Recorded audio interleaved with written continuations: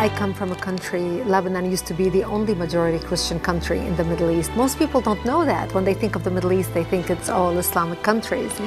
But Lebanon is the only majority Christian country in the Middle East. We were open-minded, we were fair. We prided ourselves on our multiculturalism. We welcomed everyone to our country, especially from the surrounding Arabic countries, because we wanted to share with them the westernization which we had created in the heart of the Middle East. Muslims used to send their children to come study in our universities because we had built the best universities in the Middle East. They graduated and worked in our economy because we had built the best economy in the Middle East, even though we did not have any oil. Lebanon was known as Paris of the Middle East, the banking capital of the Middle East. And as Christians, we focused on education. Education was very important to us. You know, we educated girls and boys, you know, no difference. We were living the good time. Unfortunately, all that began to change by the 70s because of two things. The enlargement of the Islamic population in Lebanon, because we Christians marry one spouse until death do us part. We don't have many kids. Muslims, on the other hand, are allowed to marry up to 4 wives at a time. Now, of course, not all of them do it, but enough of them do it that in our country, in Lebanon, by the 70s, the Muslims became the majority. And once they became the majority, they started massacring the Christians and killing the Christians. I remember in 1974, we stopped traveling. We used to go spend Christmas and Easter in Beirut with the rest of my family. And we stopped traveling, and I would ask my father, why aren't we going to Beirut for Christmas this year? And my daddy would say to me, well, we just decided to stay home this year. And, you know, I couldn't understand why. And later I learned is because Muslims started setting up fly-by-night checkpoints, and they would stop Christian cars traveling. And when they would get people out of the car and look at their ID and find out that this is a Christian family traveling, because in Lebanon, our religion is written on our national ID, on your driver's license, on your passport. So when they see that this is a Christian family traveling, they would get everyone out of the car and shoot them in cold blood. So we became prisoners to our homes and our cities and our communities. And that's the reason why we stopped going anywhere. By 1975, that's when the war broke out, the civil war. And the war broke out because Muslims walked into a church on a Sunday morning and began firing, shooting at Christian worshipers, and injured hundreds and killed 4 people. And that's what started out the all-out war. And it was a very difficult time for the Christians, because as the Muslims organized and now supported by the oil money flowing out of Saudi Arabia and all the Muslim countries, they wanted to basically use Lebanon as a base from which to fight Israel, kill the Jews and drive them into the sea, using Lebanese democracy and Lebanese open-mindedness and tolerance to do exactly that. And that's really when my world turned upside down and it changed. Lebanon was so multi-faith and multicultural. So we had Druze, Muslims, Christians, Protestant. The majority were Christians. We were over almost 70% Christians when we got our independence in the 40s.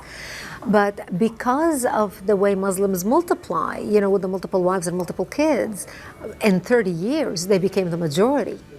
And when we got our independence from France and Lebanon, because we are, you know, Judeo-Christians, you know, come from Judeo-Christian culture, we're very fair. So we made sure we divided the government to make sure that Muslims have representation. So the president of the country was Christian, the prime minister was a Muslim, the prime minister, you know, the Secretary of State. We had different assignments for different religions. But the Muslims became the majority. And once they became the majority, they were no longer tolerant of the people who took them in and accepted them and included them in the country. They felt they were not a part of the country. They felt they were a part of the Islamic Ummah or the Islamic nation. So when they turned against their brethren Christians who lived in the same country, and Jews, but specifically the Christians, they began massacring us in large numbers because they thought we are in power now and therefore we set the rules on how things should be.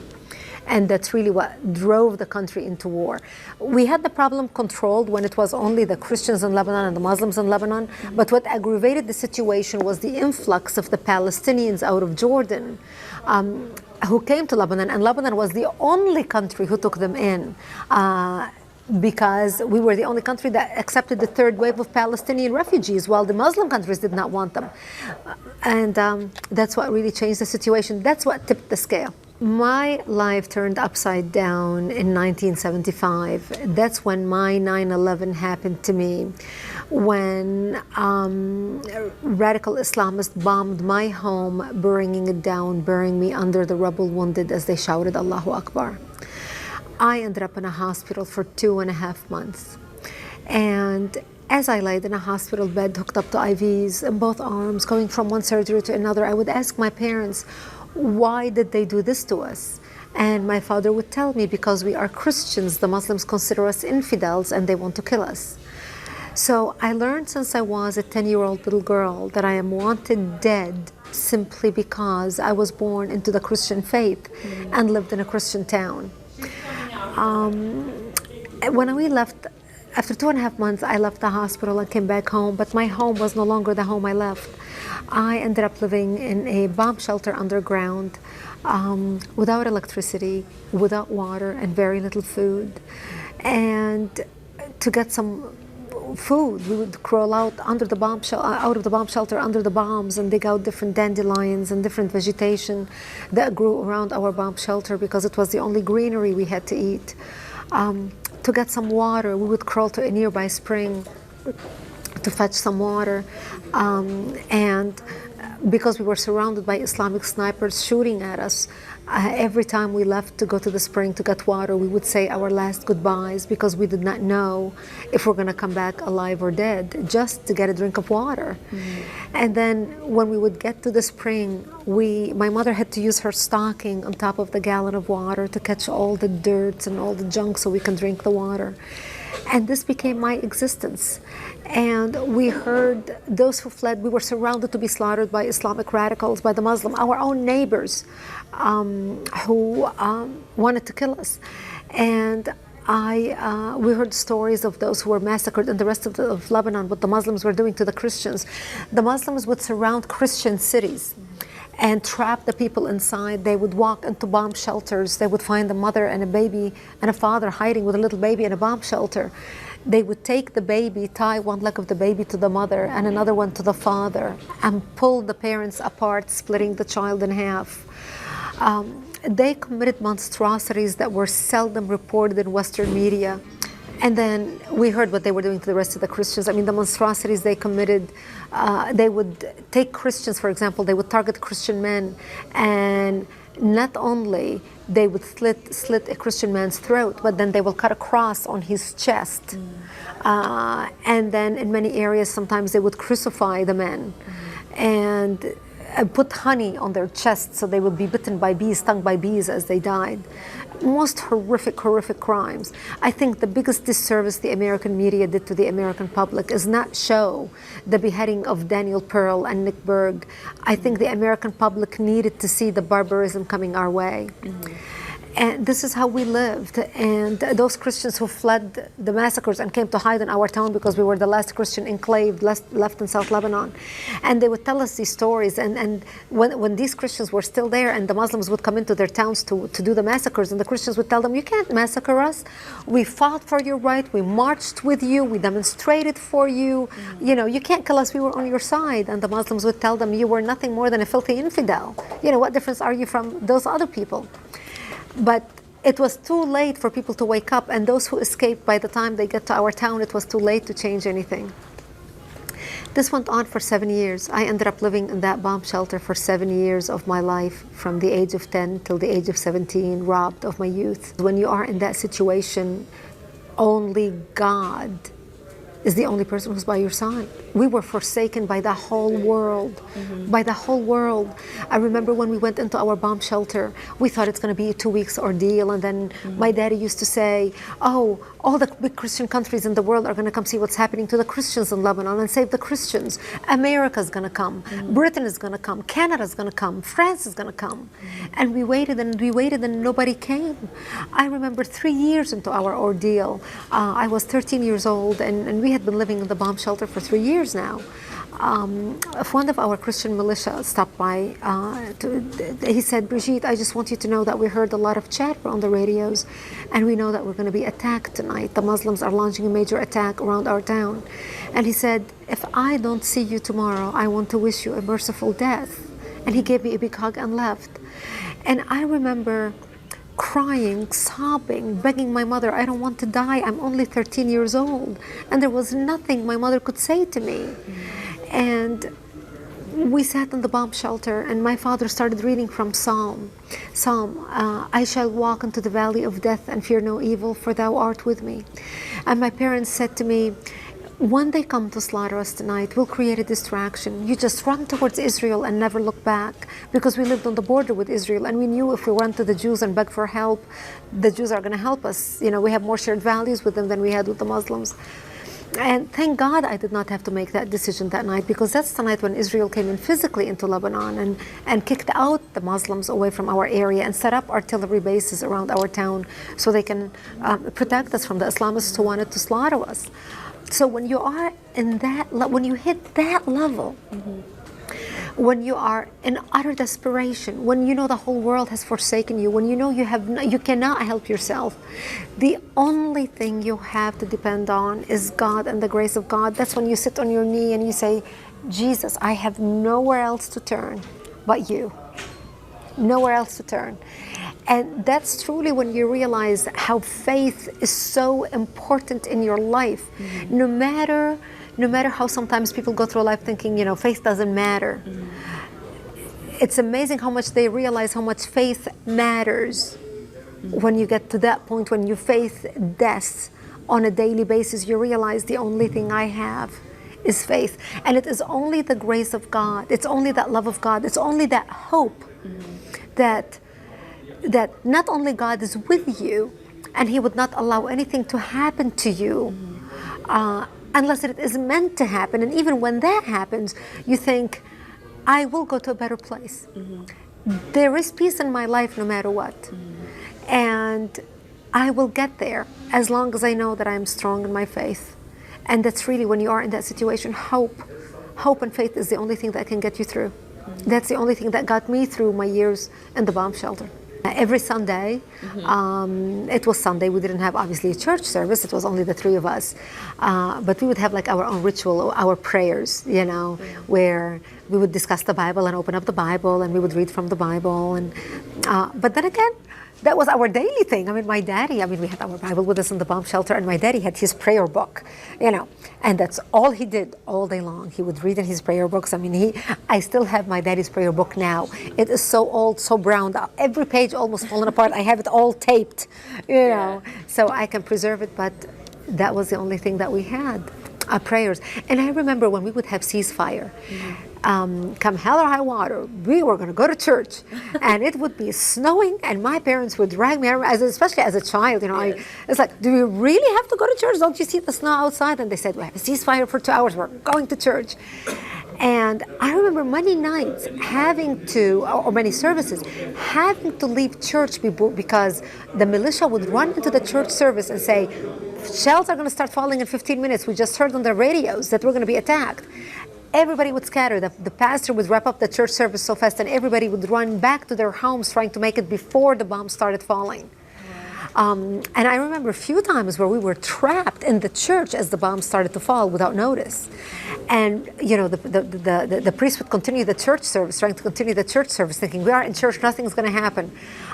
But then the bombs would fall really very, very, very close. I remember one fell like right behind the church, and the pastor said, okay, to the pastor's house, which is right next to the church, and we all run there and hide, you know, in his bomb shelter. I remember one time we were like 30 of us in his bomb shelter, and we sat there for like 4 hours waiting for, you know, the bombing to stop. And one time he continued the service in the bomb shelter. That's what was my childhood. I never celebrated my birthdays because I never thought I'd live to see the next birthday. I never thought I'd live to be 20.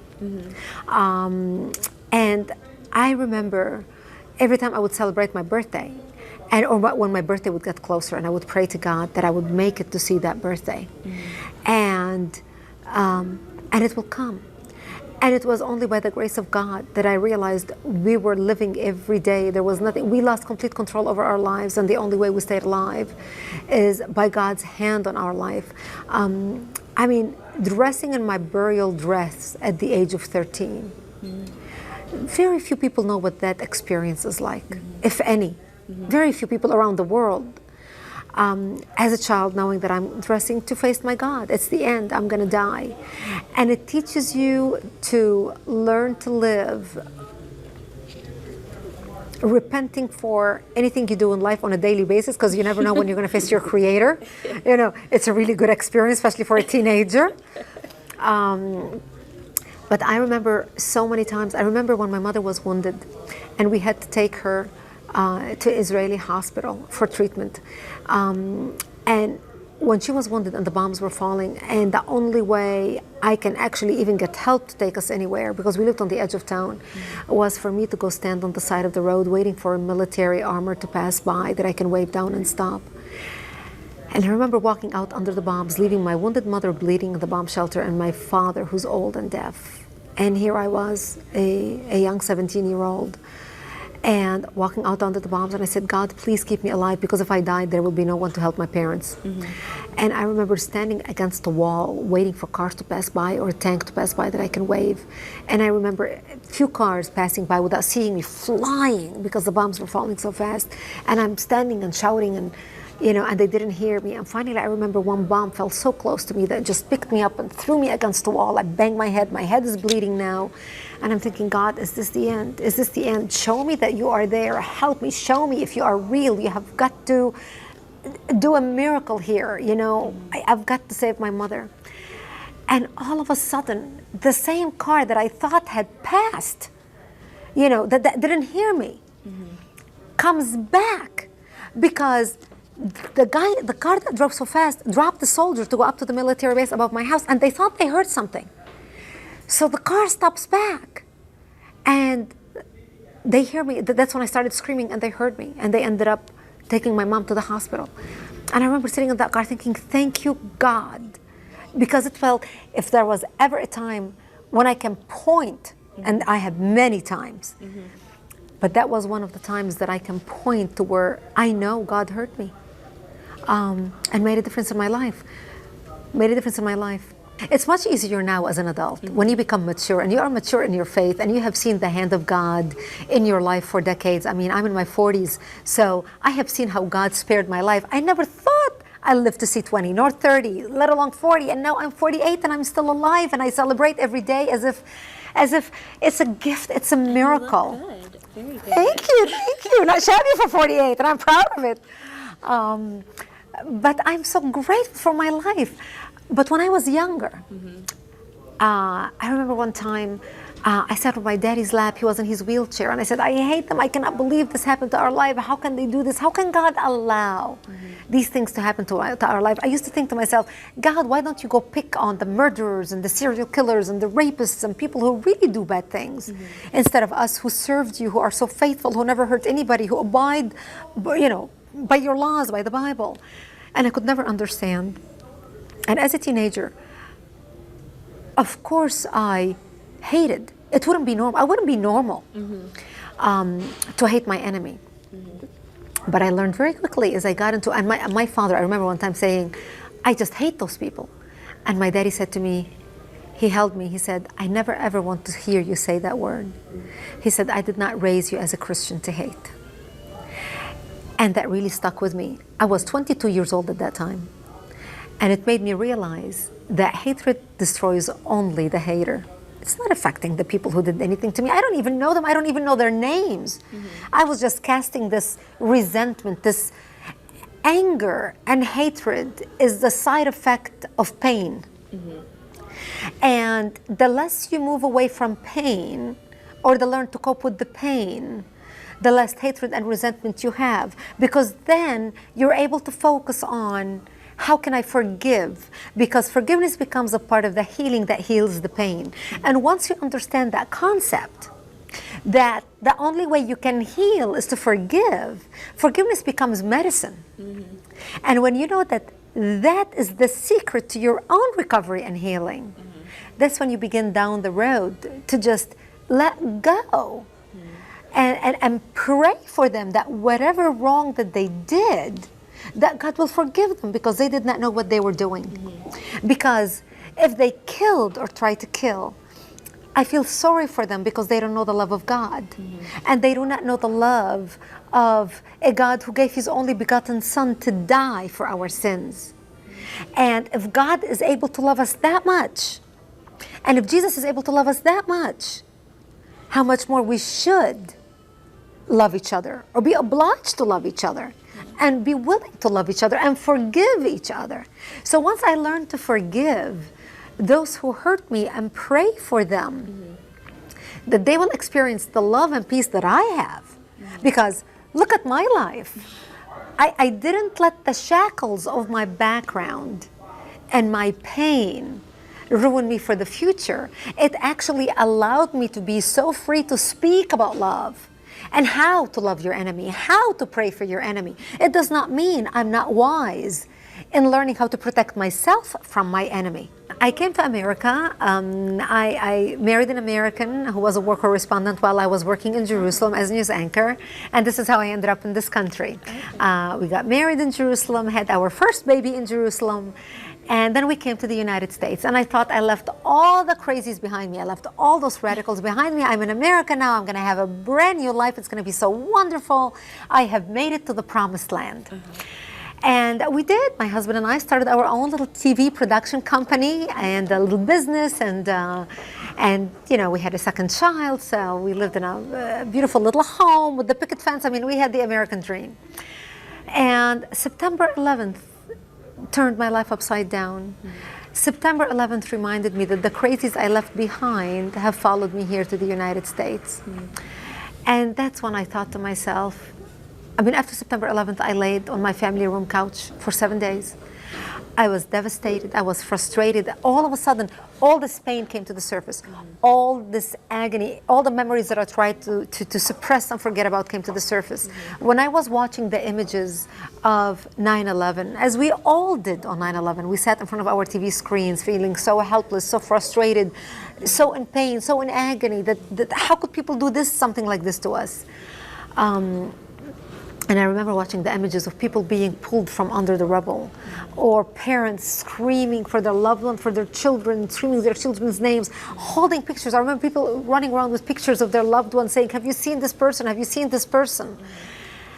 And watching the smoke come out of the buildings. And for me, it reminded me of when I was wounded, when I was trapped under a wall.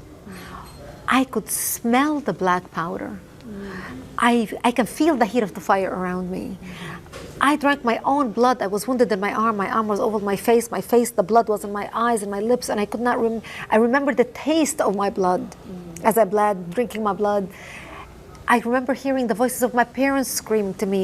So when I watched the images of September 11th, it did something to me different. It affected me differently than a lot of people who have not gone through that experience of a terrorist attack of that magnitude. And I laid on the couch thinking, what can I do? My daughter walked home on September 11th. I have two daughters. And she was around my age when this happened. And when I was wounded, she was 10 years old. And she walked home and she was looking at the TV screens and she said to me, "Mommy, why did they do this to us?" And I found myself looking at my daughter and repeating to her exactly what my daddy told me in Lebanon back 30 years ago. They hate us because they consider us infidels, and they want to kill us because we are Christians. Here we were, 2 generations apart, 2 continents apart. I was a young Lebanese girl when I was her age, when I was wounded, who spoke the Arabic language, had a Lebanese passport. She's a young American girl who speaks the English language, has an American passport. 8,000 miles apart, 2 continents apart. Yet I found myself repeating to my daughter exactly what my daddy told me. That's the day that I became an activist. That's the day, that was my defining moment. September 11th was a defining moment for our country. That moment was a defining moment for me. That's the day I swore I will do everything I can in my power to make sure that my daughter will never ever look into her child's eyes and repeat to him or to her what my daddy told me and what I had to tell her. That's the day I was reborn as an activist. And I started thinking, what can I do to make a difference for my country? And I'm the type of person that I believe every single one of us in life has a purpose, has a destiny to fulfill. We are here for a reason, for a season, for a purpose. And we go through trials and tribulations in life, and we do not know, why did God allow that to happen to me? Why did God allow that horrible, horrible, bad thing to happen to me, no matter where we are in life? And when I look back at everything that I've been through, that day I knew, when I fasted and I prayed, that the reason why God allowed me to go through the pain, the agony, being raised in war, is because God was preparing me to make a difference for my country here in America. The dream that became my address. I never thought I'd live in my dream, but I am. Yet the Islamists who ruined my life in Lebanon have followed me here.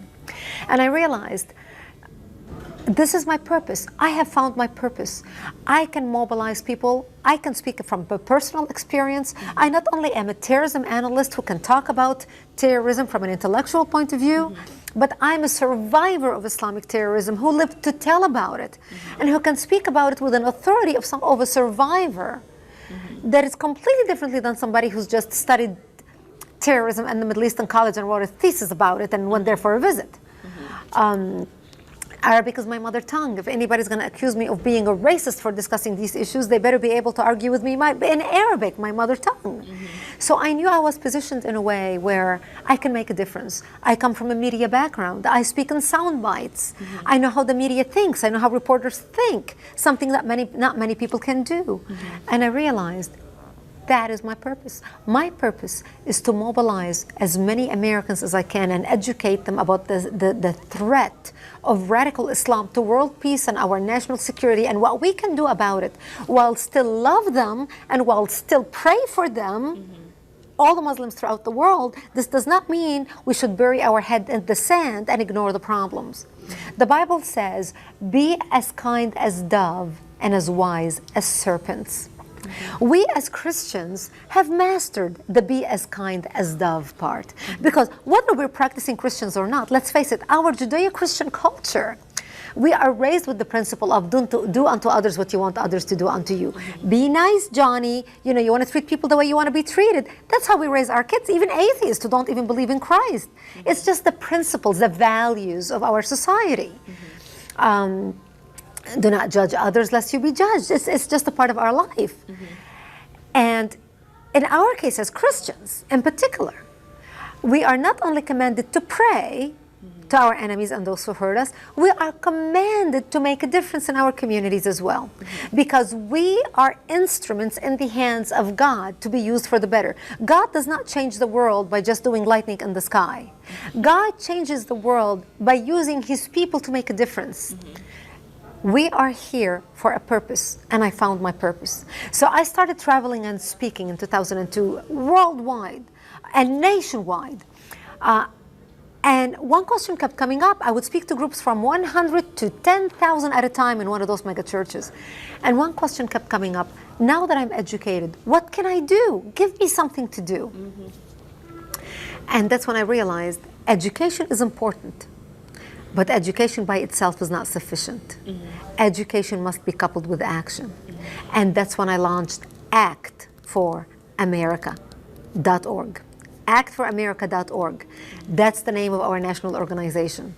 And I wanted to mobilize people nationwide to get information on how they can become effective. You know, it's like we learn how to pray effectively, how to be a better person, how to serve your community better. We have Bible studies to learn how we are commanded to be better Christians, so we can understand the Bible better, so we can be used better for the kingdom of God. We go to college to learn how to be better at this profession, so we can practice as professionals. And I realized a lot of people who love this country want to make a difference for this country. They just don't know how. They say, well, what can I do? I don't know where to start. I don't know what to do. I'm frustrated about the status quo, but I don't know what to do. And so Act for America was founded to give people the tools, the tips, to empower them and give them the tips as to what you can do in your own community. So I launched Act for America, and I'm proud to tell you that today we have 260,000 members, over 250,000 members nationwide. Wow. We have 800 chapters nationwide. Actually, our chapter in Chicago today organized this whole conference in here. Okay. People come to their chapter meetings to learn to keep an eye in their community, what's happening in their community, how we can serve our community better. Let's keep an eye on what's happening in our community. Do we see any signs of radicalism? How can we work with other groups within our community to not work together? We send action alerts. We monitor bills coming down in Congress relating to national security, any national security. So we talk about that, what's happening in that area.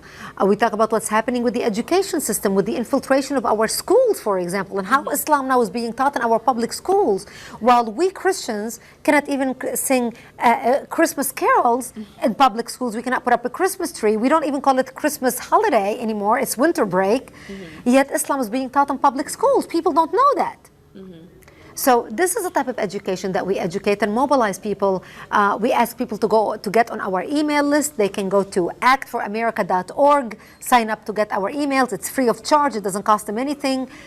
We want to be able to reach them when there's a bill coming down for a vote in Congress, so they can be notified to call their elected official in a timely manner and say, I'm your constituent, please vote for this bill, I support it, thank you Mr. Joe Smith for serving our country by being on Capitol Hill. I want to make sure you understand that this is how I feel about this bill, either support it or please do not support it. But people need to know that there's a bill coming down for a vote, and if they're not signed up on our emails, they're not going to know. People can go to our website, actforamerica.org, sign up to get our emails and action alerts. Because if they don't have time to go to chapter meetings, at least they have time to make a phone call or write a letter. We make it so easy for people to become active. Send a letter to your elected official by simply clicking this button and adding your name. So we make it very easy for them to become active. To give you an idea, with the hearings about Benghazi, for example, it was our organization that kept the hearings going. We want a select committee on Benghazi in Congress. We mobilized our members. We sent an email out. We said, you need to call Speaker of the House, Speaker Boehner, and urge him to push for a select committee, investigative committee on Benghazi. We shut down the phone line at Speaker Boehner's office. This is the Speaker of the House. 3 hours later, we got a phone call from the Speaker of the House saying, I want to sit down with you and talk. Now, this is what, when people come together, they can make a huge difference. When everyone does a little, together we can accomplish a lot. When you can mobilize hundreds of thousands of phone calls to Capitol Hill, that's strength empowered. That's strength in people coming together. I wrote a book in 2006 titled Because They Hate, a Survivor of Islamic Terror Warns America. It was my testimony, the story of my life in detail. I mean, I shared with you here, we've been talking for an hour, but can you imagine what's in the book? So people will get the details from the book. If you want to be moved by a true testimony of how God spared my life, and how God uses us. No matter what trials and tribulation you're going through right now, know that God has something for you in the future. That's why you're going through whatever you're going through. And when you read my story, you'll know exactly why I make this statement. And so that was my first book, to warn Americans about what happened to the Christians in Lebanon and what's still happening to the Christians all throughout the Middle East. I mean, look what's happening to the Copts in Egypt right now, the Assyrians in Syria. I mean, it's the story of Christians in the Middle East. And I wanted to warn people about what's coming to the United States. So that book details my testimony and my story. In my second book, I talk about Act for America and what we can do and how people can get involved and how we are turning around the rise of radical Islam and how we are working with our elected officials and what every person can do in their own level in their own community. So it's basically to inspire people and motivate them to be involved and be active as Christians and as Americans. We are very concerned about what's happening in the United States right now. Because the Muslim Brotherhood, which is the oldest Islamic terrorist organization in the world, with 70 offshoot Islamic organizations, including Al-Qaeda and Hamas, wrote a plan in 1982, a 100-year plan for radical Islam to infiltrate and dominate the West. In the counterterrorism circles, this plan became known as the Project. They wrote the project for the United States in 1991 for the destruction of America from within. And they began implementing their project in the United States in 1991. They focus on every segment of our society. And we already see right now the infiltration of radical Islamist group. They are targeting the inner cities. They're targeting the African American communities.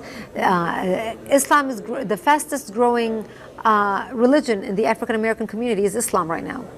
They are targeting them using the race card as a target. They have infiltrated the highest levels of our government.